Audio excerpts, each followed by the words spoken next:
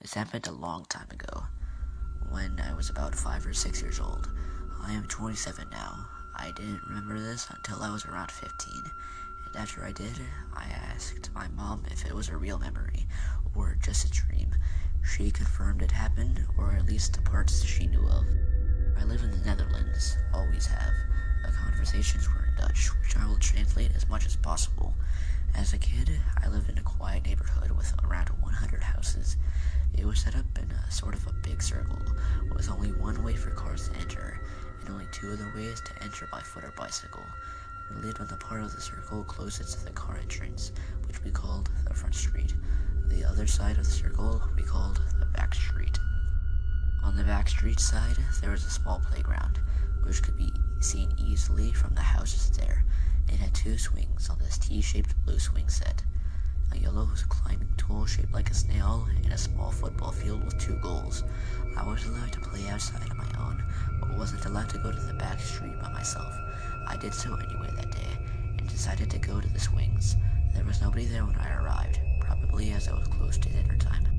I was wearing a blue dress and jeans, I think, and those white tights little girls often wore in those days. I was playing around when suddenly two guys, which I now think were between 14 and 16, came up to me.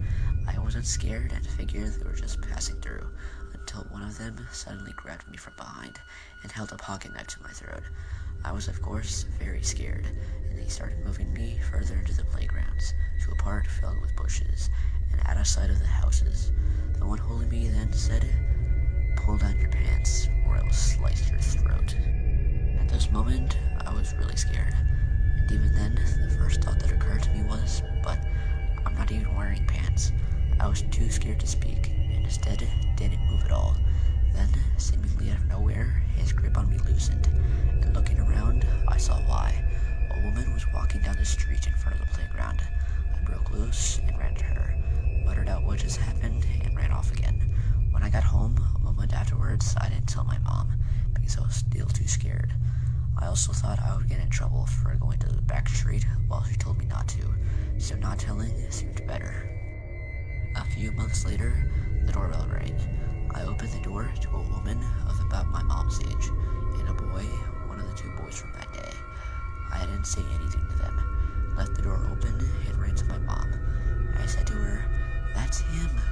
She had no clue what I was talking about, so I quickly explained. She confronted him, the boy, and apparently his mother, but he of course denied. As my mom couldn't be fully sure either, she didn't follow up on it.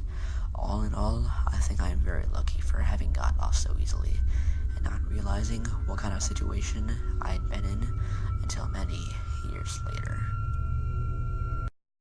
So this happened to me back in November. I am 13 now, but when this encounter took place, I was 12. I live in Tbilisi, Georgia. I live in an apartment in a pretty safe part of town. The only scary thing that has happened to me before this was a criminal living in the very same block as me. A few years ago, he set a fellow resident's car on fire in the middle of the night.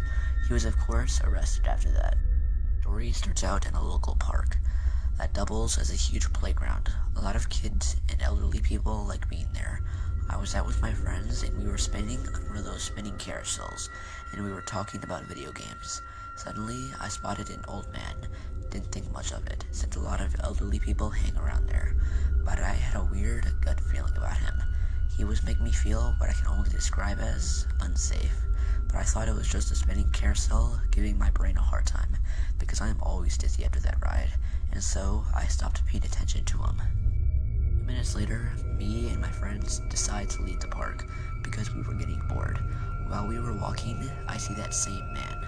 This time, his stare is fixated on my best friend. We don't think much of it and keep walking. We get close to him, and he quickly steps in front of us and says, "Hey kids." My first thought was that he was going to ask us for directions, because that happens a lot in the part of town I live in. Many people are often confused about where to go. He follows it up with, "Would you happen to want some of my goodies?" Being the idiot that I am, instead of walking away, I ask, "What goodies?" He goes silent and starts staring at me. A few moments of silence, and then some of these here drugs opens his coat wide open and reveals pockets full of tiny Ziploc bags filled with powdery substances. My friend quickly and silently says, "No thanks," and we start speed walking towards my house.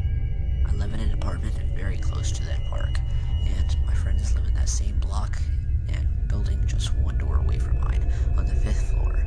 He then starts following us in a rather quick manner, and almost shouts, "What about some candy? I got some candy too!"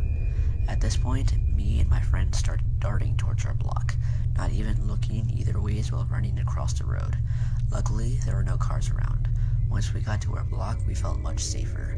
There were a few people sitting there on the benches, and everyone in the block knew us, so if this old man tried anything, we knew we would be safe.